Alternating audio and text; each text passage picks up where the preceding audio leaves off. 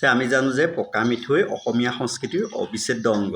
যেহেতু চাহৰ লগতো হওক বা অন্য কাৰ্যতো আমাৰ এই মিঠৈটোক পবিত্ৰ বস্তু হিচাপে জ্ঞান কৰা হয় অৰ্থাৎ পবিত্ৰ বস্তু হিচাপে ধৰা হয় আৰু এই স্বাস্থ্যৰ কাৰণে কি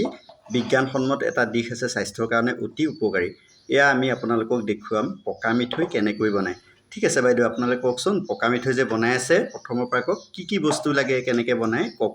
প্ৰথমতে আমি গুড়খিনি পগাই লৈছোঁ গুড়খিনি পগাওঁতে তাত গৰু ঘিউ দিছোঁ ইলাচি চফ আৰু জালুক দিছোঁ পিঠাগুড়িখিনিত গাখীৰ পাউদাৰ গাখীৰ আমাৰ পাউদাৰ গাখীৰটো আমি মিলাই দিছোঁ লৈ আমি তাত গুড়ি পকোৱা হোৱাৰ পিছত পাক উঠাৰ পিছত পিঠাগুড়ি দি লাডু কৰিছোঁ মানে গুড়খিনি পকা মিঠৈ আমি তেনেকৈ পিঠাগুড়িটো বেছিকৈ দিব নালাগে কাৰণ নহ'লে শুকাই যাব পাৰে আচ্ছা আপুনি যে ক'লে যে সেইটো কি কয় আমি আমুল স্প্ৰে গাখীৰ দিছোঁ এইটো হেৰিটো গাখীৰ দিব পাৰে নাই যিটো আমাৰ গৰু গাখীৰ বা ম'হৰ গাখীৰ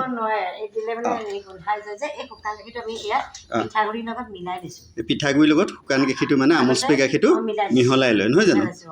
গুড়ত জালুক চব গুটি আৰু ইলাচি দিছোঁ গুড়টো যেতিয়া পগাইছে মানে তাত কি দিলে বুলি ক'লে আমি তাত ইলাচি চফ আৰু জালুক দিছে ন ইয়াৰ লগতে গুড় পগোৱাটো আপোনালোকক দেখাই আছোঁ গুড়খিনি আপোনালোকে খৰিটো পগাব পাৰে গেছতো বনাব পাৰে একো নাই যে ক'লে যে ইয়াত এইটো কি আছিলে গুড়ত কি দিয়ে বুলি ক'লে আমি গুড়খিনি পগাওঁতে গৰু ঘিউ দিছোঁ চফ দিছোঁ ইলাচি দিছোঁ জালুক দিছোঁ এয়া দি পেলাই আমি গুড়খিনি পগাই ল'লোঁ পগোৱাৰ পিছত আমি যেতিয়া পাকটো উঠিব চাব লাগে এনেকৈ পাকটো উঠিছে নাই চালে যেতিয়া গম পাব নহয় এয়া উঠিছে পাকটো উঠে নমাই পেলাই আমি তাত পিঠাগুড়ি তাৰমানে গুড়ৰ পাকটো উঠিছে নে সেইটো পৰ্যবেক্ষণ কৰিব লাগিব ভাল ধৰণে চাব লাগিব প্ৰথমে যদি কিছুমানে নাজানে বনাই থকাসকলে জানিব বাৰু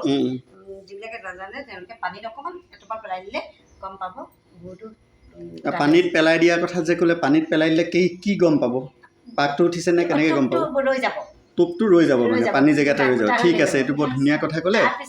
গুড়ৰ পাকটো উঠিছে নে চাবলৈ হ'বলৈ আপোনালোকে যদি নাজানে তেতিয়াহ'লে পানীত পেলাই ল'ব আৰু পানীৰ জেগাতে সি গোটা হৈ ৰৈ দিব তেতিয়াই জানিব যে গুড়টো পাক উঠিছে আৰু মিঠৈ বনাবৰ কাৰণে ই উপযুক্ত হৈছে ঠিক আছে পিঠাগুড়িখিনি ইয়াত দি দিব নহয় জানো গুড়ত দি দিব দিয়াৰ পিছত তাৰপিছতে কি কৰিব লাডু বনাব লাডু বনোৱাটো আৰু এবাৰ দেখুৱাই দিয়কচোন তিনিগৰাকী অকণমান লাডুটো যে বনাই আছে অকণমান দেখুৱাই দিয়কচোন তিনিগৰাকীয়ে অঁ ঠিক আছে এইখিনিতো লাডুৱেই বহুত দিন থ'লেও ভাল বেয়া নহয় জানো তাৰমানে আমি সংৰক্ষণৰ ক্ষেত্ৰতো বিশেষ চিন্তা কৰিব নালাগে আমি একদিন কষ্ট কৰিলে আমি এমাহলৈকে খাই থাকিব পাৰোঁ নহয় জানো সেইটো ৰখাটো আৰু ভাল ধৰণে ৰাখিব লাগিব হয়নে বাৰু ঠিক আছে আমি অতি কম সময়ৰ ভিতৰতে আপোনালোকক আমি কি জনালোঁ যে লাডু কেনেকৈ অৰ্থাৎ পকা মিঠৈ কেনেকৈ বনাব পাৰি তাক আমি জনালোঁ আশা ৰাখিছোঁ আপোনালোকে ঘৰতে পকা মিঠৈ বনাব পাৰিব আৰু ইয়াৰ টেষ্টটো অৰ্থাৎ যিটো সোৱাদ এই সোৱাদটো আপোনালোকে উপভোগ কৰিব পাৰিব আৰু নিজৰ লগতে লোককো দিব পাৰিব চাহৰ লগতো খাব পাৰিব আৰু জলপানৰ লগতো দিব পাৰিব হয়নে বাৰু এই আটাইখিনি কাম কৰিব পাৰিব অতিথি শুশ্ৰূষাত ই এক মানে বৈচিত্ৰ অৰ্থাৎ এক বৈশিষ্ট্য আছে ইয়াৰ অতিথি শুশ্ৰূষাৰ ক্ষেত্ৰত এক বৈশিষ্ট্য ই ৰক্ষা কৰে এই আচক সেই গুড়খিনি আকৌ দিয়ে আছে মানে কেনেকৈ পিঠাগুড়ি দিব লাগে গুড় তাত দিব লাগে এয়া চাওক চাই লওক বাইদেউগৰাকীয়ে কৰি আছে হয়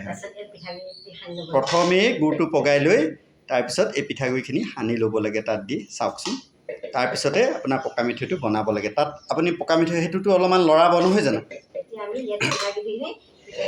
দি দিয়কচোন আপুনি পিঠাগুড়ি কেনেকৈ দিয়ে দি দিয়ক এই বস্তুটো আপোনালোকে চাই লওক আমি মুখে ক'লোঁ যদিও আপোনালোকে ভাল ধৰণে চোৱাটো অতি প্ৰয়োজনীয় বুলি ভাবিছোঁ তাত আমুল স্প্ৰে গাখীৰটো পিঠাগুড়িতে মিহলাই থৈছে ন মিলাই থৈছে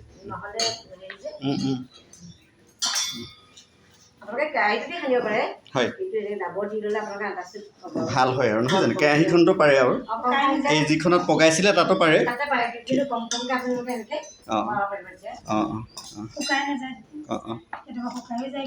এইটো মিক্স কৰাটো এটা কাম আছে ন গোটেই গুড়খিনি পিঠাগুড়িৰ লগত মিক্স কৰিব লাগিব ঠিক আছে কোমলকৈ ৰাখিব লাগিব নহয় জানো যাতে মিঠৈটো বনাবলৈ ধুনীয়া হয় এয়া বাইদেউ বনাই আছে এইফালে বনাই থৈ আছে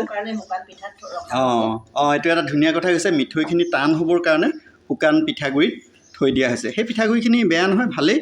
আপোনালোকে সেই পিঠাগুড়িখিনি তাৰপিছত আপুনি আঁতৰাই আনি পেলাই বনাব পাৰে। তাৰমানে মিঠৈখিনি আঁতৰাই দিব লাগে আৰু তাৰ পৰা সেই পিঠাগুড়িখিনিও আপোনালোকে আকৌ বনাব পাৰিব বা কামত ব্যৱহাৰ কৰিব পাৰিব। আৰু কিবা আছে এতিয়া? অঁ অঁ এতিয়া এতিয়া কি কৰিব সেইটো আকৌ দিছে নহয়? আমি লাগিছে আকৌ এই কমকৈ দিছোঁ অকণমান। অঁ অকণমান দি দিছে ন? নহ'লে হেৰি যে অঁ আচ্ছা, এইখিনিত আপোনালোকৰ ধৰক 2 কেজি আপোনালোকে হেৰি কৰিছে ন, গুড় পগাইছে, প্ৰায় 2 কেজি পগাইছে। 2 কেজিততো যথেষ্টখিনি মিঠা মানে পকা মিঠৈ হ'ব। চাইজটোৰ লগত কথা নহয় জানো? আপুনি কেনেকুৱা চাইজৰ? 1 কেজি গুড়ত হয়, 120টা। তাৰমানে এনেকুৱা পিয়ে ন? দেখুৱাই দিয়কচোন দুটামান কিমানটো চাইজৰ, দেখুৱাই দিয়কচোন 2-4টামান। অঁ এই আগলৈ দিয়ক। অঁ এনেকুৱা চাইজৰ 120টা, 130টা বা 150 মানে 150লৈকে অৰ্থাৎ 150টালৈকে 1 কেজি গুড়ত আপোনালোকে মিঠৈ বনাব পাৰে। খুব ধুনীয়া কথা। ঘিউটো অকণমান বেছি দিব লাগে কৈছে। গৰু ঘিউটো দিব লাগে। গৰু ঘিউটো ভাল আৰু সেইও স্বাস্থ্যৰ কাৰণে ভাল। গৰু ঘিউ স্বাস্থ্যৰ কাৰণে ভাল আপোনালোকে জানেই। ঠিক আছে, আমি আপোনালোকক ইতিমধ্যে পকা মিঠৈ ঘৰতে কেনেধৰণে বনাই নিজেও খাব পাৰে আৰু অতিথি শুশ্ৰূষাও কৰিব পাৰে এই বিষয়লৈ দুআষাৰ ক'লোঁ। আশা ৰাখিছোঁ আপোনালোক ইয়াৰ দ্বাৰা উপকৃত হ'ব আৰু সকলোৱে এই পকা মিঠৈ বনাই নিজে নিজে ইয়াৰ চাহৰ লগত লৈ ইয়াৰ জুতি ল'বলৈ সক্ষম হ'ব। ধন্যবাদ। আজিলৈ আমি ইমানতে সামৰণি মাৰিছোঁ। ধন্যবাদ।